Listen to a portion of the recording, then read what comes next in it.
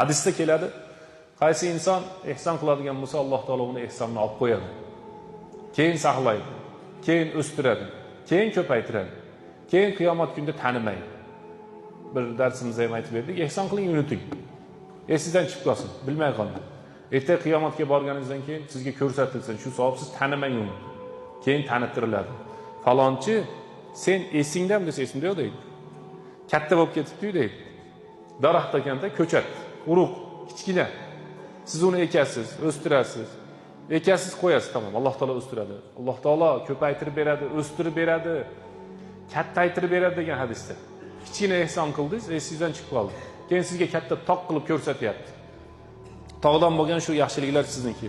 Qaysi meniki? Men tanimayapman, esimda yo'q desa, siz yoki sen shunday ehson qilgansan, uni Alloh taolo qabul qilgan. Agar qabul qilsa o'stiradi.